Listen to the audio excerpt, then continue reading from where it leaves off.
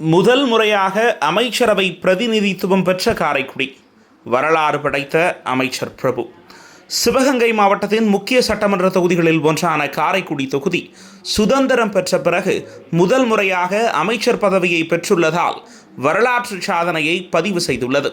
1952ஆம் ஆண்டு நடைபெற்ற முதல் சட்டமன்ற தேர்தல் முதல் 2021 தேர்தல் வரை காரைக்குடி தொகுதியில் வெற்றி பெற்ற எந்த எம்எல்ஏவுக்கும் அமைச்சராகும் வாய்ப்பு கிடைக்காத நிலை நீடித்து வந்தது. இதனால் அமைச்சர் தொகுதி என்ற பெருமையை காரைக்குடி இதுவரை பெறாமல் இருந்தது.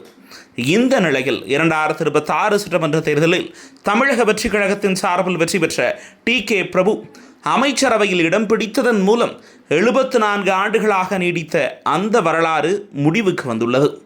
இதன் மூலம் சுதந்திர இந்தியாவில் முதல் முறையாக அமைச்சர் பதவியை பெற்ற காரைக்குடி தொகுதி என்ற புதிய அரசியல் வரலாறு உருவாகியுள்ளது.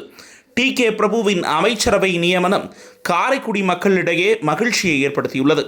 நீண்ட காலமாக நிலவி வந்த எதிர்பார்ப்பு நிறைவேறியுள்ளதாக அரசியல் ஆர்வலர்கள் கருத்து தெரிவித்து வருகின்றனர். இதுவரை அமைச்சரவையில் காரைக்குடி தொகுதி இடம்பெறவில்லை என்றாலும் சிவகங்கை மாவட்டத்தில் உள்ள பிற நகரங்களை காட்டிலும் கல்வி, வர்த்தகம், தொழில், வங்கி சேவைகள் மற்றும் அடிப்படை கட்டமைப்பு வசதிகளில் காரைக்குடி கூடுதல் வளர்ச்சியை பெற்றுள்ளது குறிப்பிடத்தக்கது. செட்டிநாட்டு பாரம்பரியம், கல்வி நிறுவனங்கள் மற்றும் வணிக மையங்களால் காரைக்குடி தனித்த அடையாளத்தை உருவாக்கி வந்துள்ளது.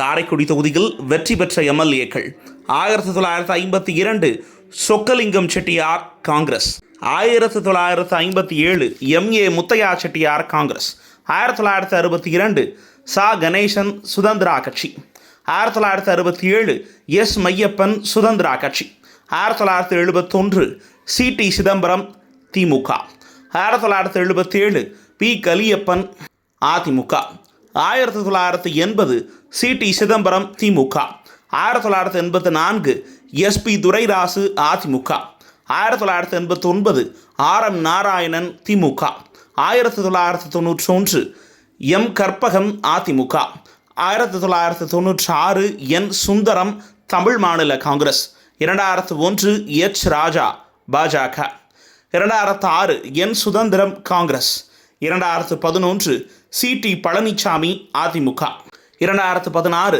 KR. Ramasamy Congress, 2021 S. Mangudi Congress, 2026 T K. Prabhu Tamilaga Vettri கழகம்.